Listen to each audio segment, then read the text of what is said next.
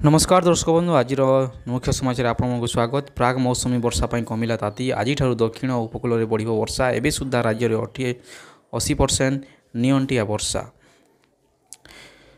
दिने दुई दिन मध्य ओडिशा छुईब दक्षिण पश्चिमी मौसुमी वायु ता पूर्व राज्यर विभिन्न स्थान में प्राग मौसुमी वर्षा आरंभ होईछि। दक्षिण ओडिशार विभिन्न जिले में हालुकारु मध्यम धरणर वर्षा होईछि।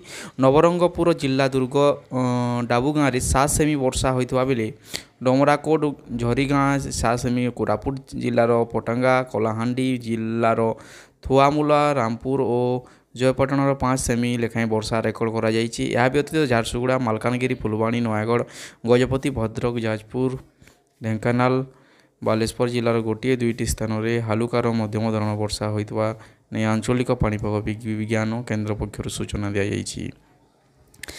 तेबे आसंता 24 घंटा पर्यंत पश्चिम ओडिशा रे ग्रीष्म प्रभाव जारी रहिबो ताहाकु नजर रखी सुंदरगढ़ और बरगढ़ जिला पे आज हिट वायर को जारी करा जाइछि। एही सहर गुड़िकर तापमात्रा 40 डिग्री किंबा पाखापाखि रही पारे।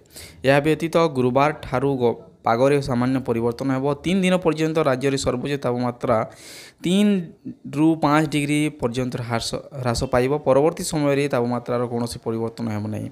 प्राग मौसमी वर्षा आरंभ होइथिबारु दक्षिण और उपकूल ओडिशा रे एणिकी वर्षा परिमाण बढ़िबो।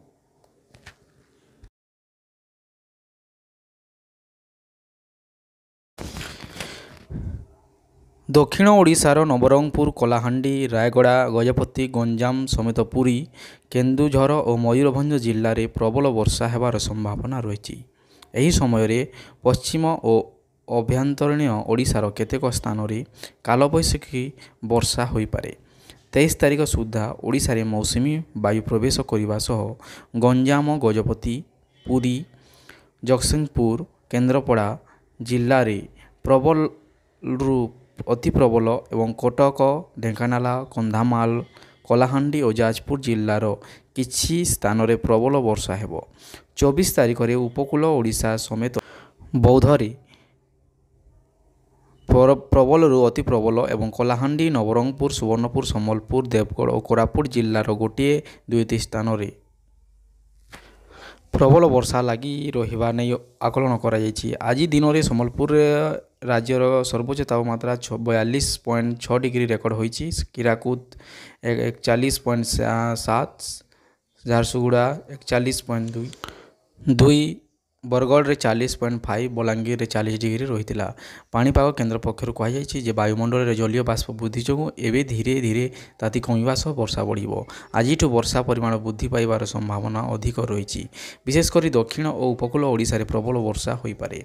जून 19 सुधा राज्य में 80% नियंटिया वर्षा रेकर्ड करा जाइछि। नमस्कार, आज पाणीपाग सूचना रे एतिकी।